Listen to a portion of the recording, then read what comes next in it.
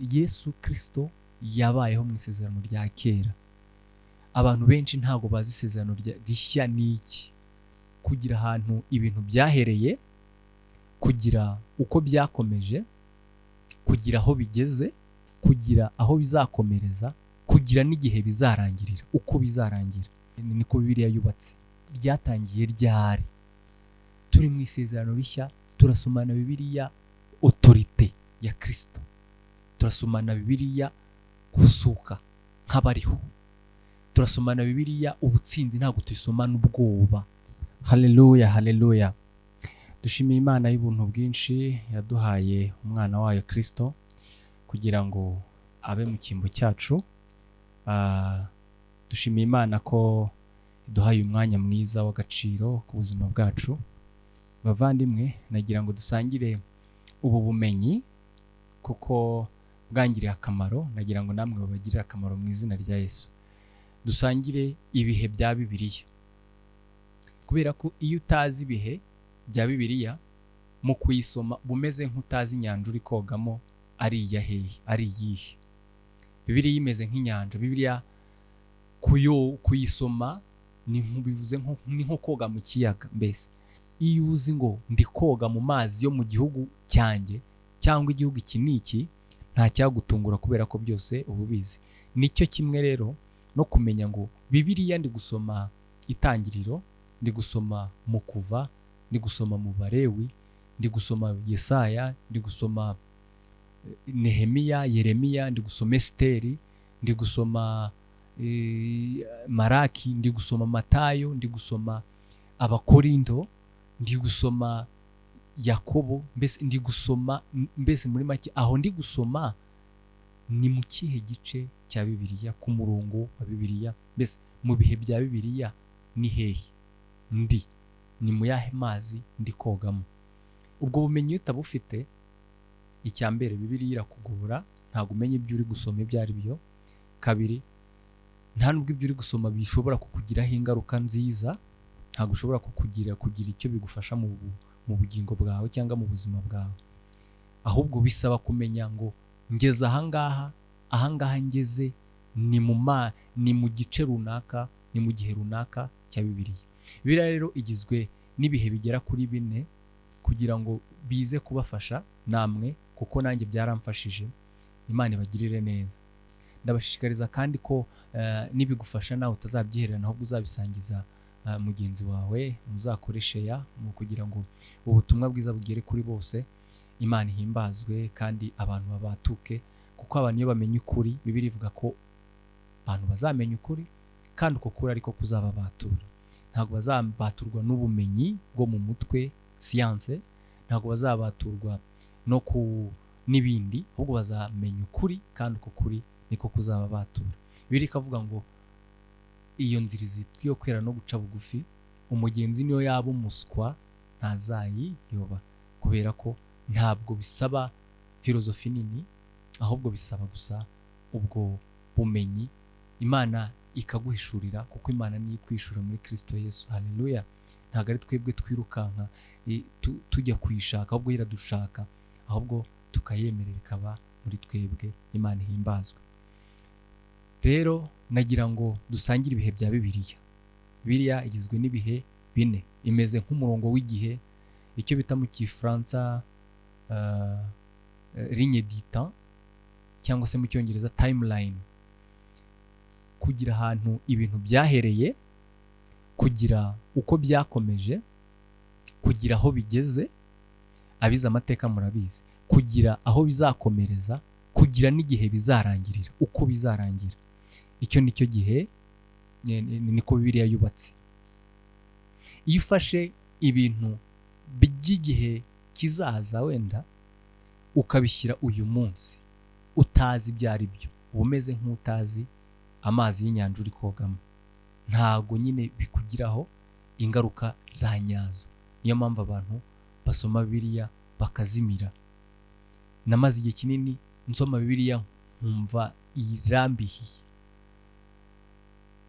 Namaze igihe kinini mbisoma ntimbisobanukirwe. Ariko bavandimwe, iyo wamaze kumenya neza aho ugeze, ku murongo wa Bibiliya, urasoma noneho ukumva neza neza ibintu urabisobanukiwe. Byatangiye gute? Aho bitangirira mu iremwa n'ubundi, bitangirira mu itangiriro. Imana ihimbazwe. Imana mu mugambi wayo kurema umuntu uba mu itangiriro. Irema umuntu mu mugambi wayo, mu byishimo byayo, imushyira ahantu heza muri Edeni. Hanyuma umuntu abaho mu mudendezo w'Imana, Imana basabana, mbese abayeho mu byishimo by'uko yaremwe. Imana ihimbazwe. Uko byakomeje umuntu abaho mu buzima bwo kurwana n'icyaha, kuko wa munezero Imana yamuremeye yaje kureka kuyumvira, ahubwo aracumura. Yikura muri bwa bususuruke Imana yamuremeye, aracumura. Hanyuma igihe cyakurikiyeho rero, igihe cyakurikiyeho ni igihe cyo kurwana n'ibyaha. Ku murongo w'igihe ubwo tugeze mu gihe cya kabiri, yaje kubaho arwana n'ingaruka za cya cyaha, za kwa kwigumura, zo kuva muri wa mugambi Imana yamuremeye. Hanyuma nibyo bitabo byakurikiyeho. Kuva mu itangiriro rihera gukomeza, kuva Abalewi kubara gutegeka kwa kabiri kugera muri Malaki, barwanaga n'ibyaha kandi batazabasha gutsinda nk'uko byagaragaye. Imana ihimbazwe. Iyo usomye rero mu bitabo byose byo mu isezerano rya kera, usomamo ko Imana yagombaga gucungura umuntu. Abisirayeli babayeho bategereje Mesiya. Abayahudi bo n'ubu baracyamutegereje ku bw'amahirwe makeya.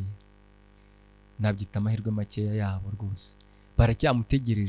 Baracyategereje Mesiya uzaza kubacungura, kuko yaje mu buryo batatekerezaga, yaje mu buryo batumva.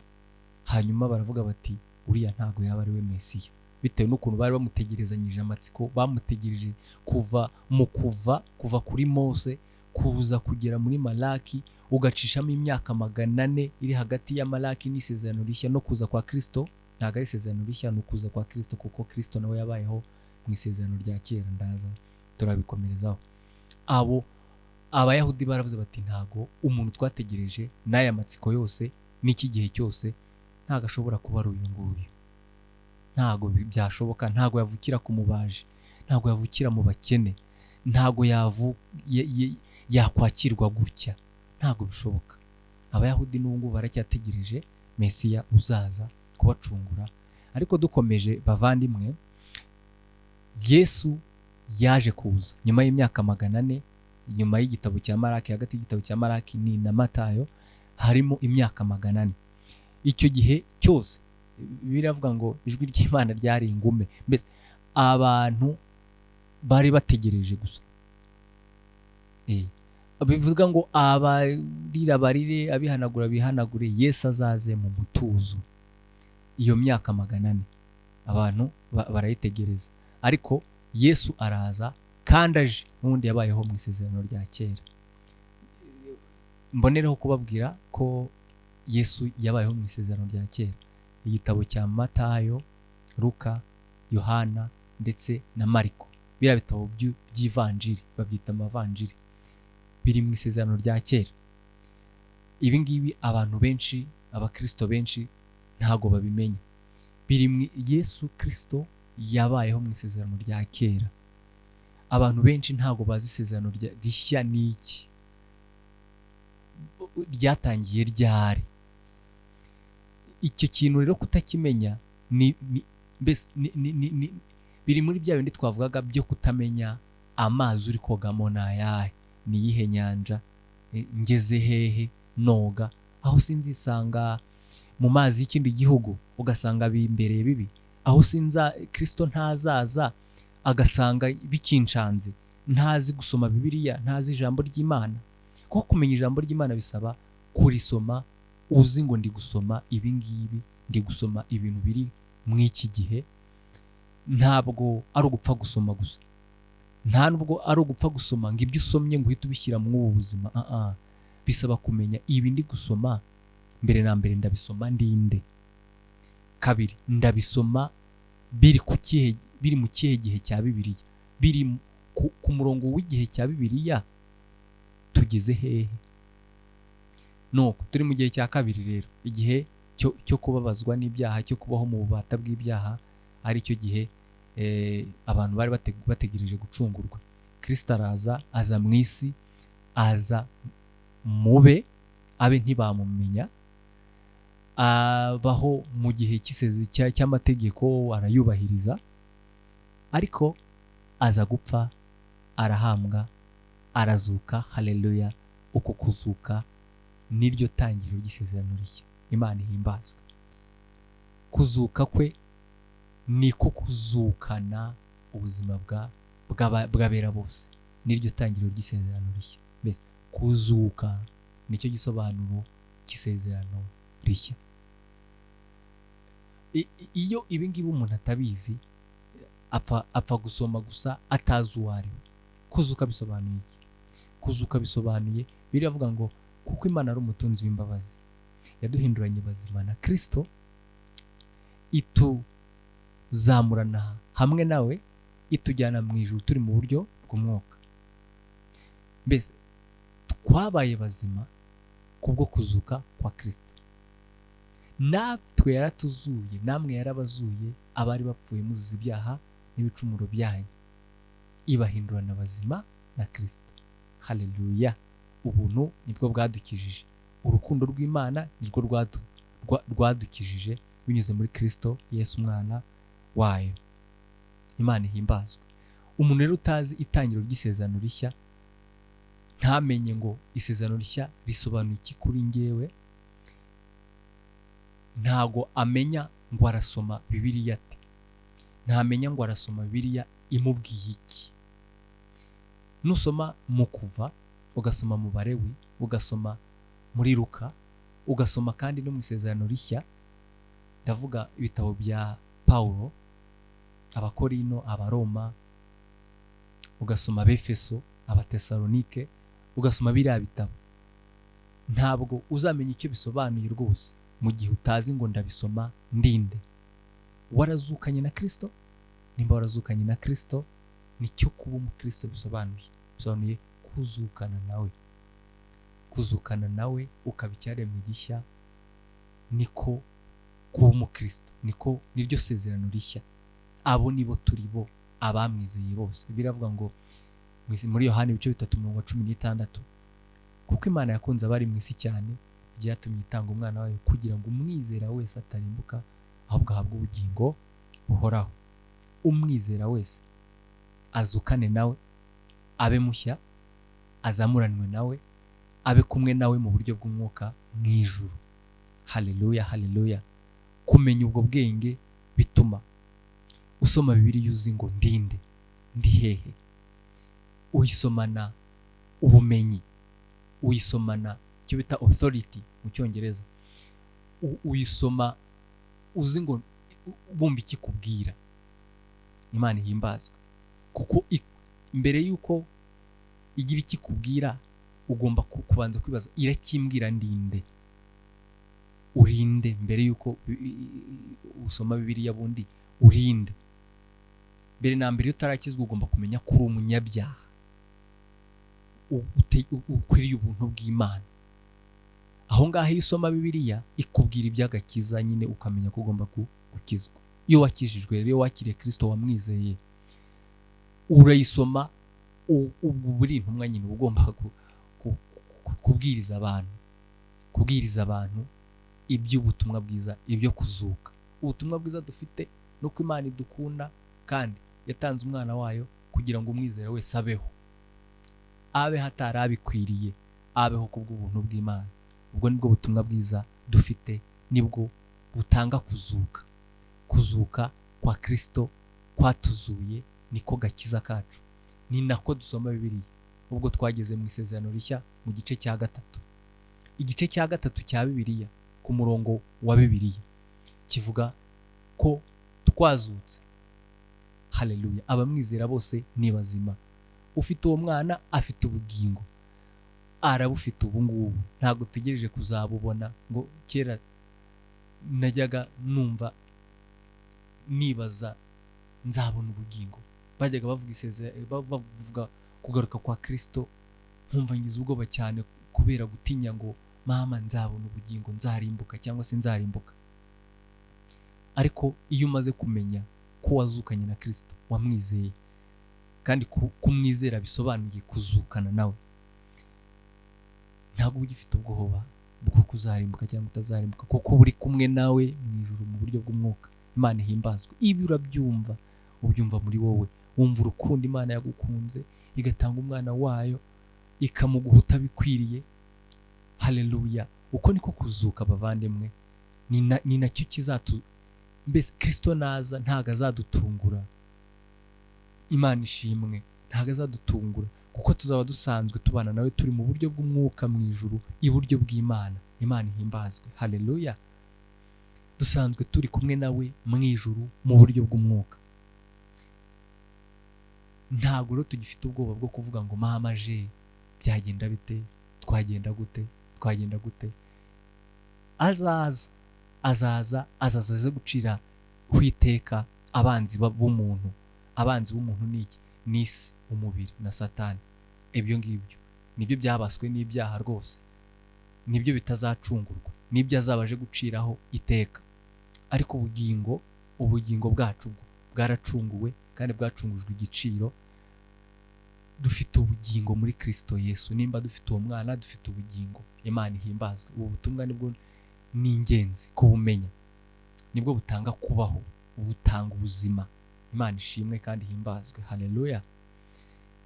Ufite uwo mwana rero afite ubugingo. Turi mu isezerano rishya. Isezerano rishya ryahereye mu kuzukana na Kristo. Turi bashya, mbese abamwizeye bose bariho, barazutse, bazukanye nawe, bumva ubuzima. Haleluya! Nk'uko Zaburi ivuga, aturyamisha he? Iruhande rw'amazi adasuma, asubiza intege mu bugingo kubw'izina rye. Haleluya! Naho wanyura mu bukene, mu gikombe cy'igicucu cy'urupfu, naho wanyura mu mibabaro, ntacyo uzaba, kubera ko aho ngaho ntihakuryamishije. Amahoro aguhaye mu isezerano rishya kubwo kuzuka aruta ibindi byose. Naho ibindi byose byarorera, Kristo niwe muzima, ariho, kandi kuzuka kwe niko kuzuka kwacu, gutsinda kwe nibwo butsinzi bwacu. Ufite uwo mwana rero afite ubugingo, kandi ariho, kandi azabaho. Igihe cya nyuma ni igihe azagaruka nyine guciraho iteka abo banzi nababwiye, isi n'umubiri na Satani.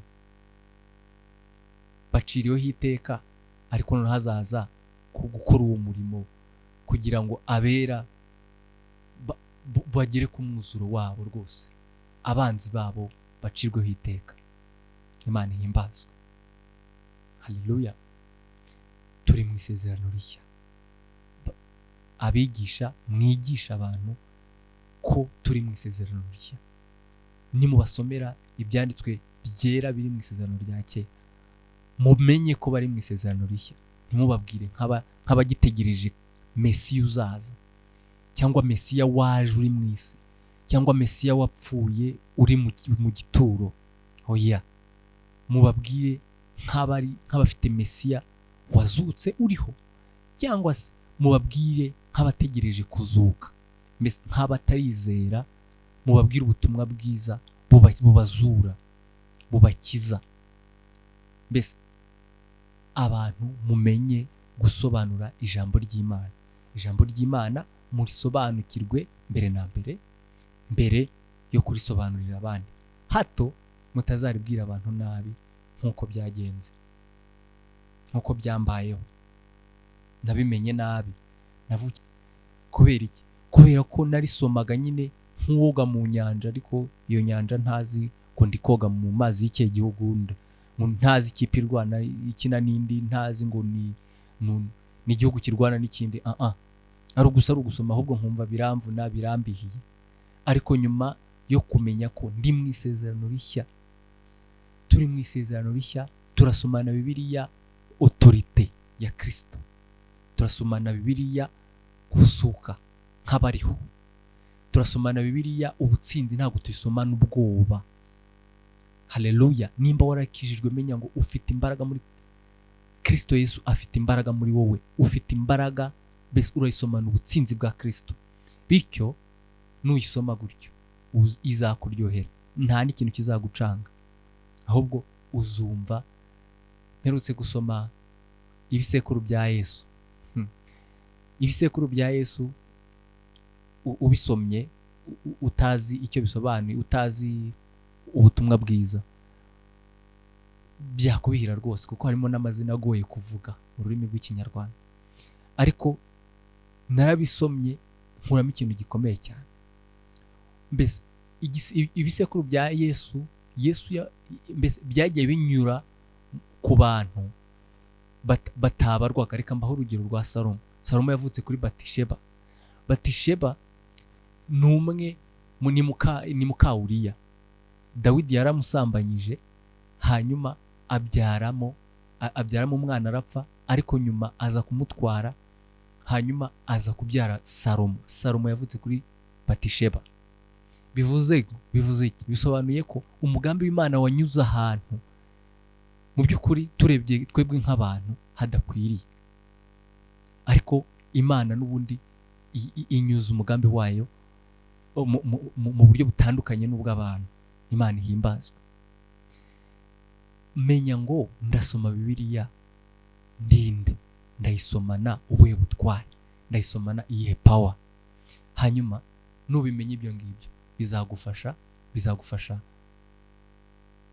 kumenya icyo ubwira abantu, atari gupfa gusa kubabwira ngo ibi nsomye bivuze ibi ngibi bisomye.